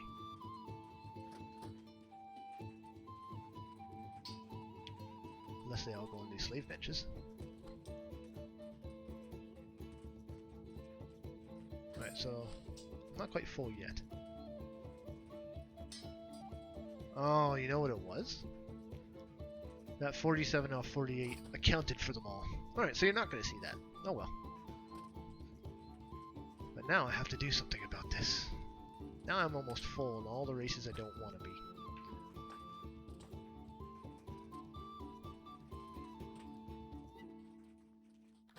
I'm going to auto-employ my slaver so I can increase that. Yeah, give me some slaves. And my LCD's finally getting the best of me here, because I just noticed it.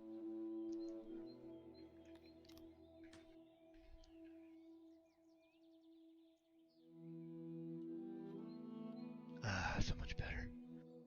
I can feel the OCD just melting away now. So, now that I got mostly a full prison, I'm still persecuting these guys, so there's still a few free citizens, but that's going to change soon. Very soon. And that's partially one of the reasons I put the guard post at 10. Because it's effectively double the police. I'm effectively funding the police. Not defunding, I'm double funding the police.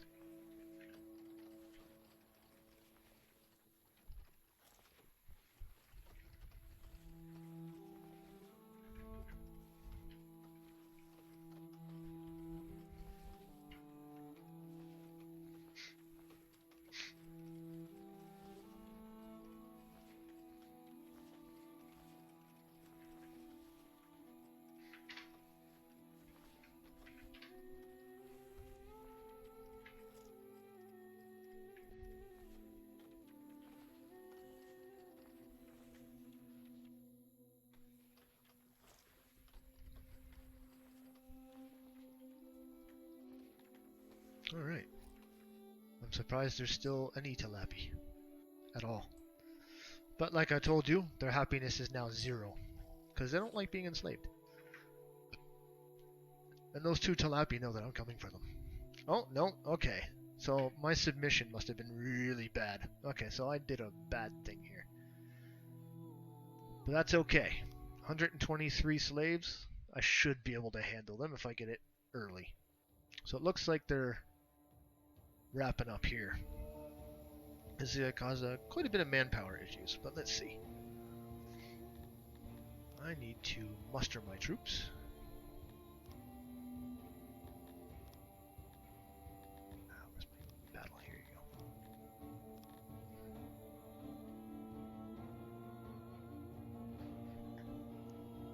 And here's my muster button. Here you are. Now, normally, if you had armor and weapons, they would go. Oh, they're moving already, huh? Okay, so slow that down. Let's back these guys up.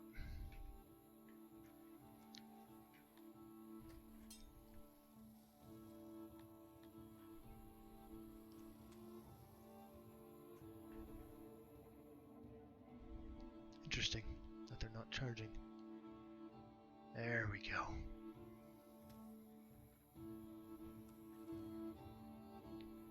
So I'm going to get my Dondorians in there. They'll start wreaking some havoc. And hopefully my Cantors will wreck them. Come on, Cantors. Get in there. There you go.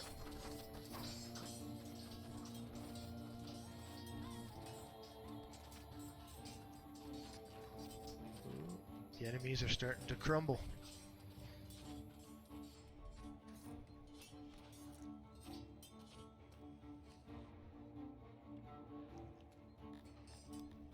Alright, so let's click this button to break formation. And what they do is they just go all barbarian and run around.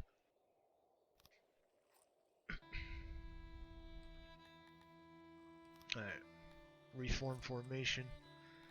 I just won because my troops are a lot better than those. And I'm going to unmuster them so that they can get back to work and rest.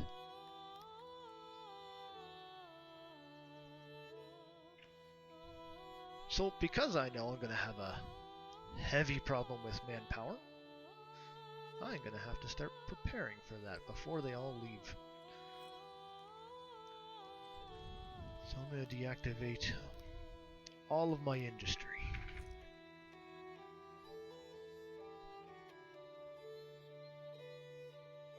I still have some manpower issues. So what else can I deactivate? So I need 16, so I'm going to take away some of these guys. I think I got enough knowledge to weather that. A little more. There. So now that I've had my rebellion and I've basically expelled a race from my nation, I'm going to have to wait for these babies to come up. And they are Talapi, but once they become adults, they're immediately going to be put in prison, immediately made slaves. Oh, I'd have a really big workforce growth if I got rid of these slaves. Not slaves, prisoners.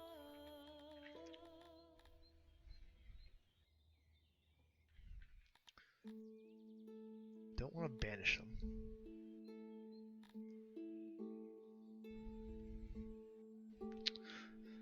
The only thing you can do with prisoners if you don't want to execute or enslave them is just let them sit there.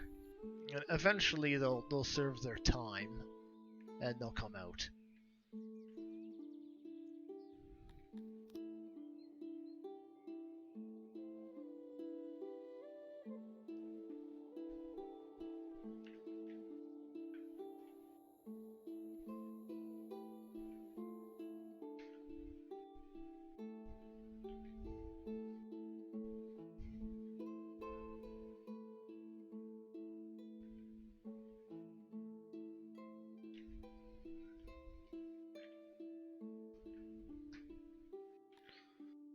But at least I'm not going to have anybody starve.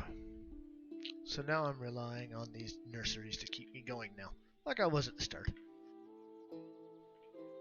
As you can see, my workforce is starting to increase again. It'll be a lot harder to have a slave uprising now, because I got rid of the main bulk. The thing with submission, as you see, I still have 16 slaves. Submission is based on, it's like the happiness stat of slaves. If you get too many slaves too quickly, you take a hit to their submission. And for me, I might have been able to get away if I just enslaved the race, but I also had that war with the prisoners from there, and that's probably what threw me over.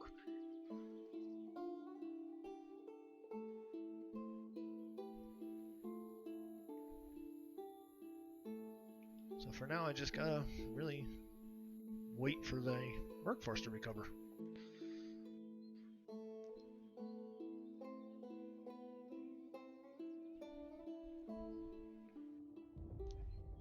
I'm actually gonna build another nursery.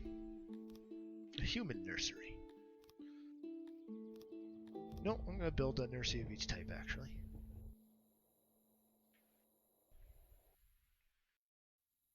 And because I'm the brutal dictator that I am,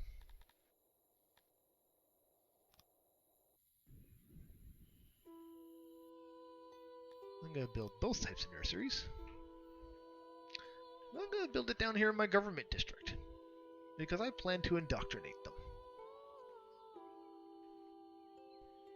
1, 2, 3, 4. In my nation, you're not free.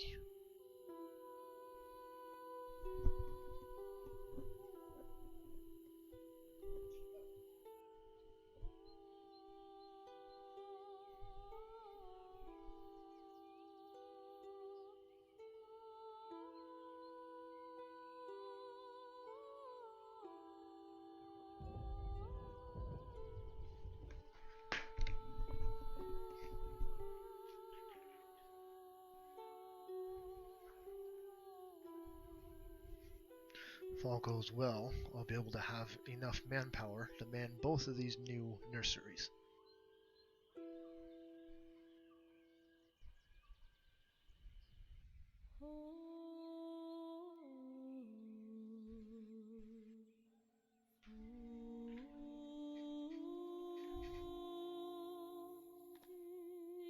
Oh, I'm short on wood. Unfortunately, I don't have any wood. Luckily, I have some free workers, so I'm going to make them.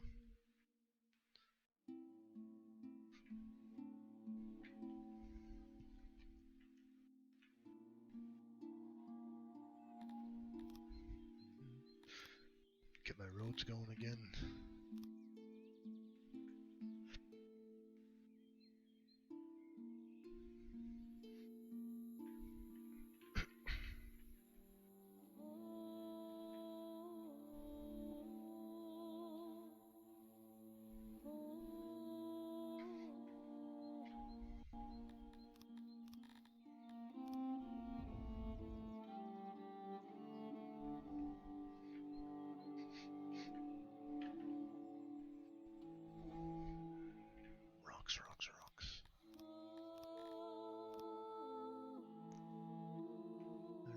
rock, but luckily there's some rocks right here.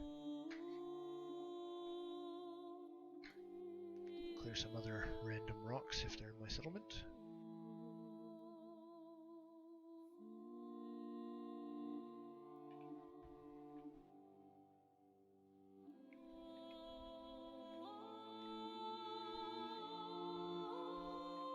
Luckily I still have enough fruit to keep my nurseries going. I'm gonna have to double that, or I'm gonna have to start buying fruit.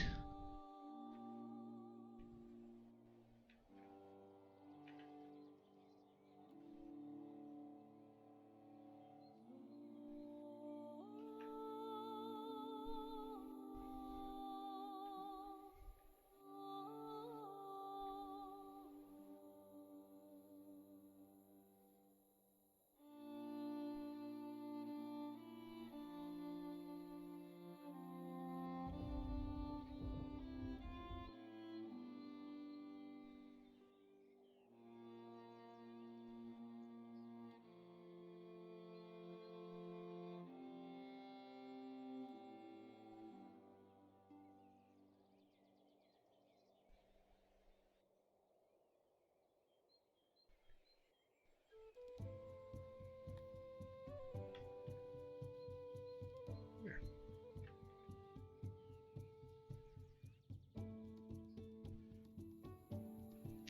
Now my workforce is starting to get higher. I can almost think about expansion.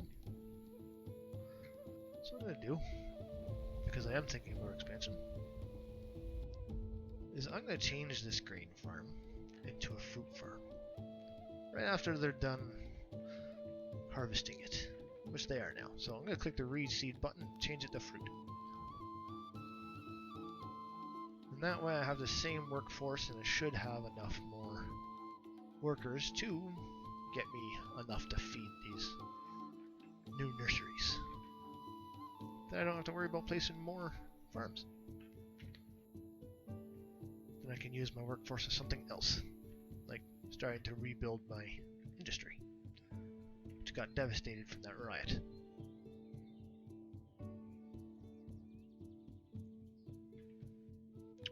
Oh, that's actually building quite fast.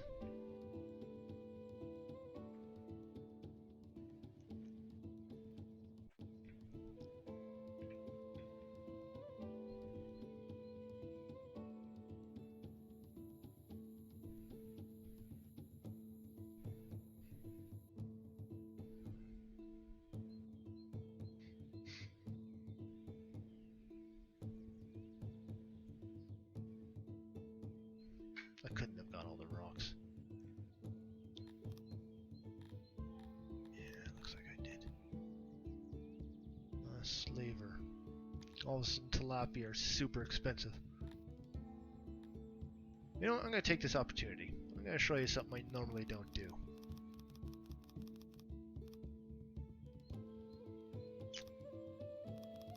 I'm going to buy 30 humans. Because they're really cheap and I need manpower immediately.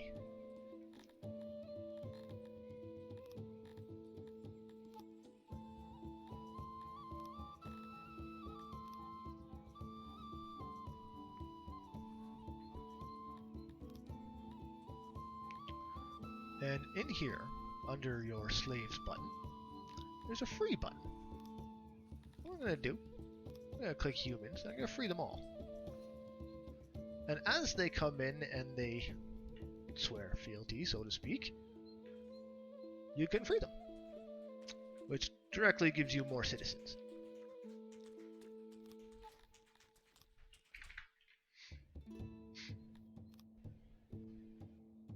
That's also how you get the chain breaker title.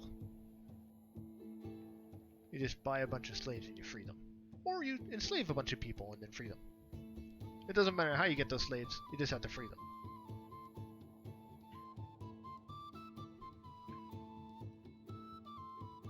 You could enslave the same person over and over and over and just keep freeing them and it would work.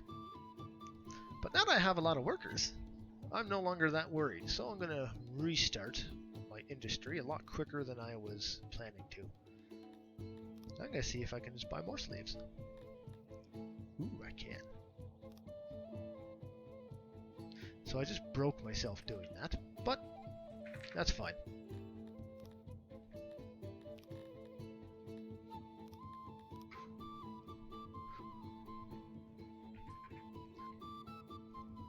But now I'm running into a whole new... Oh, no, it probably won't be an issue soon.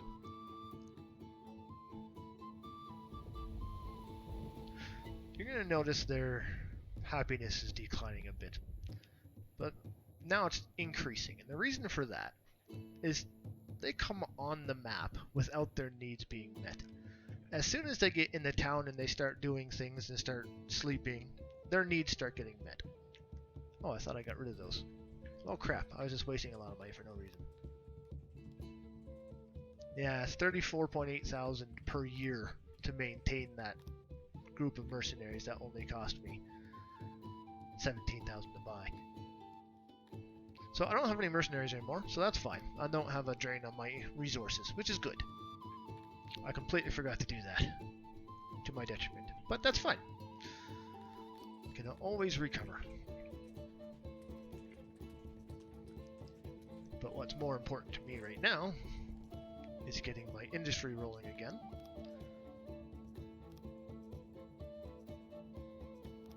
So 29. So I'm just going to turn off that one, restart that, turn that off. That brings me to 0. Alright. I wish I had more money to buy more slaves with, but alas I don't. Which means I have to rely on my nurseries again. But my industry is almost back to full.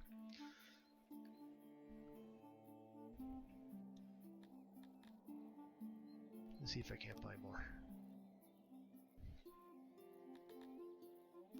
Let's see what I can buy.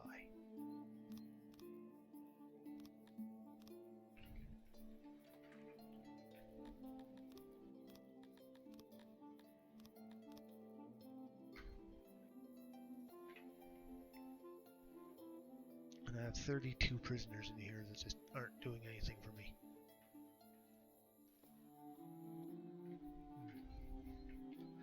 So in a few days or about a year, I'll start getting more people back.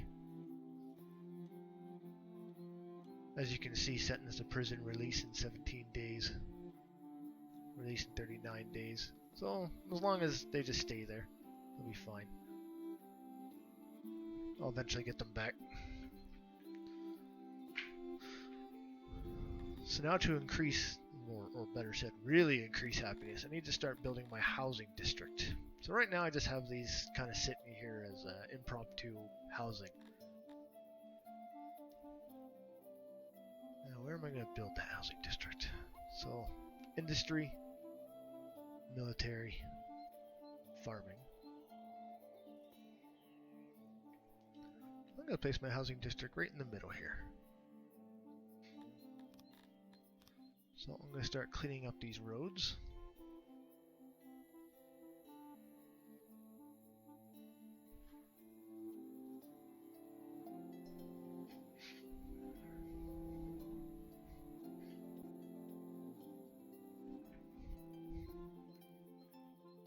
A riot? Oh yeah, I don't have to do anything about that. So riots aren't the same as rebellions. They'll just go around, they'll cause general mayhem, they might murder a person or two. But the guard posts, as you see, there's no one here. They're going and they're taking care of it. They're making sure people aren't actually murdering each other, or at least trying their best to stop murder. Eventually the riot will die down. And they might break a few buildings. Nothing you can't fix. But that's why I'm trying to build my housing district, to get their happiness up. Their services are very low after all. And as you see, the riot's over, they just stopped. Oh, that's a lot of people that aren't working anymore.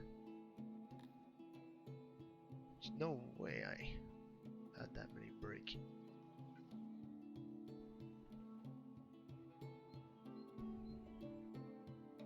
Why did that many stop working?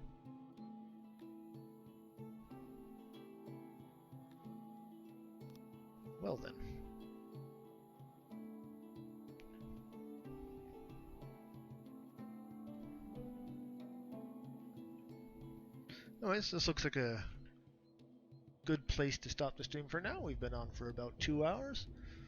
I'll pick this up in the very near future. Thank you for tuning into the channel, and as always, if you have any questions about the gameplay, if you want anything answered out of curiosity, just let me know.